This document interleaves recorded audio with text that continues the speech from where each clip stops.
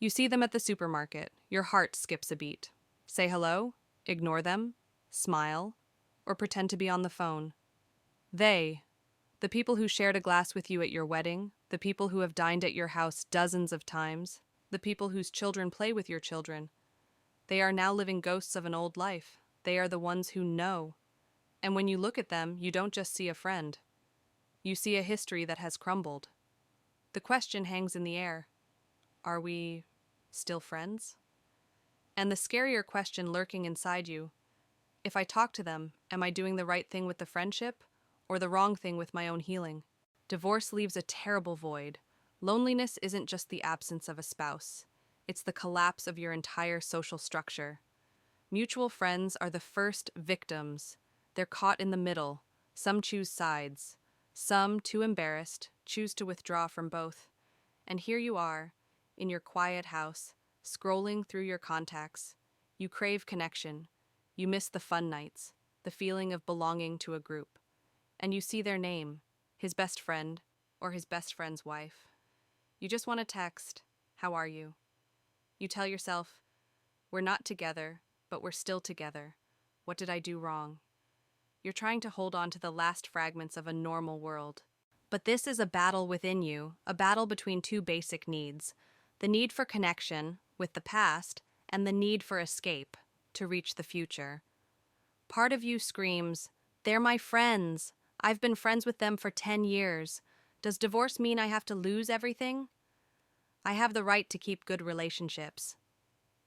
But the other part, the part that's hurt and trying to protect you, whispers, "But are they really your friends? Or are you just their friend's wife? Are you sure that everything you say today won't be told to him tomorrow night? Are you willing to hear accidentally about his new life? Are you making yourself look like a pitiful person who's trying to cling on?" And here's the tragedy. You're afraid that if you talk to them, you're digging for information. But if you cut it off, you're confirming that you're the loser who has to retreat from the shared territory. Both options feel wrong. The answer to yes or no is not about the action. It's about the motive. As someone who has seen millions of stories, I can tell you this. You can only move forward if you pass the motivation test. Here are 4 filters you must apply before you hit send. Filter 1, the information test. Ask yourself brutally and honestly, do you have any hope that this conversation will tell you anything about your ex? Is he remorseful? Is he heartbroken? Is he dating anyone? If the answer is yes, even if it's only 1%, then the answer is false. You're not looking for a friend. You're looking for a sugar-coated poison. You're using the other person as a tool to torture yourself. Stop. Filter 2, the loyalty test. Are you trying to pull them to your side? Do you want them to see that you are the right one and he is the bad one? Are you looking for an ally in a war that is already over? If the answer is yes, then this is wrong. You are putting them in an impossible position. You are forcing them to choose, and that is unfair. A true friend would not force their friend to do that. Filter 3, the clean zone test.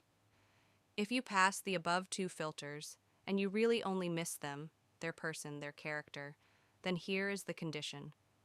Are you strong enough to proactively establish a demilitarized zone? That is, you can be the first to say, "I'm so happy to talk to you. I just want to talk about us, about the future, about work, about the kids. I don't want to talk about my ex. I hope you understand." If you can do this, then it's probably yes. You're setting a healthy boundary. Filter 4, the loss acceptance test. You have to be prepared for a harsh truth.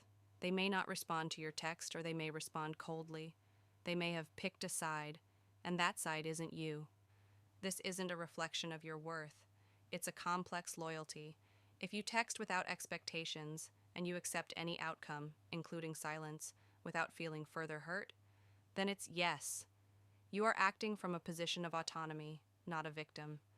And then you do it. You send a message which goes through all 4 filters. You just say, "Hey, long time no talk. I hope you and your family are well. Do you have a coffee this weekend? I'm working on this cool project. I'd love to hear your opinion." They reply. You meet. The first 5 minutes are awkward.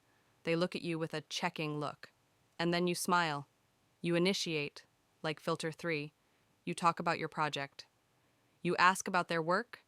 You talk about your future plans. And the magic happens. You don't mention his name once, neither do they. And when the conversation ends, you realize it's still there. That friendship was real. It wasn't a possession that came with marriage. It was a separate connection, and you just saved it. Or the opposite scenario. You realize they can't stop talking about old times. They can't stop feeling sorry for you. And you calmly realize, oh, I get it. You pay for your coffee and politely leave, knowing you have your answer. Both scenarios are a win. You start to sort things out. You realize that out of those 10 mutual friends, 7 are actually just his friends.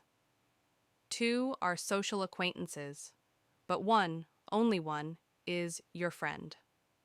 And you focus on that one person. You rebuild that relationship on a new foundation, one that doesn't have the shadow of your ex. The rest, you smile and unfollow them on social media, not out of spite, but out of peace. You accept that divorce is a loss, and it's not just about losing one person. You stop trying to save the village and start building your own new home with people who truly belong there. So, talking to your ex's friends after divorce, right or wrong? It's wrong if your motive is to cling, to seek information, or to seek allies. It's self-destructive. It only prolongs your pain and pollutes the healing process. It's right only if your motive is crystal clear. You value that person as an individual, and you're strong enough to set absolute boundaries, no talking about the ex.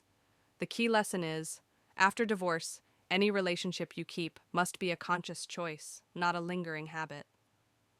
Choose what nourishes your future, and have the courage to cut out what only reminds you of the dead past. Now be honest with yourself. Is there a specific name that comes to mind as you read this? A mutual friend that you are wondering whether to contact or not? Take the 4-filter test yourself right now. Where are you? Are you stuck in filter 1, information seeking, or are you confident that you can pass filter 4, accepting loss? Share your thoughts, no names needed, in the comments. Tell me, do you choose peace or curiosity? I was in the same position as you are now. I also had 10 mutual friends. Also filtered out 2-3 people who could really hang out with me, and then the remaining people did not contact me again after 1 month, 2 months, and 2.3 years. It was not because they hated me. It was because they were friends of my ex-husband, and they really did not want to be involved with me. If you want to know how to rebuild a new social network, 100% from zero, please subscribe. Tomorrow, we will talk about divorced but still sex, right or wrong. This is also a very good topic for us to explore. Please look forward to it.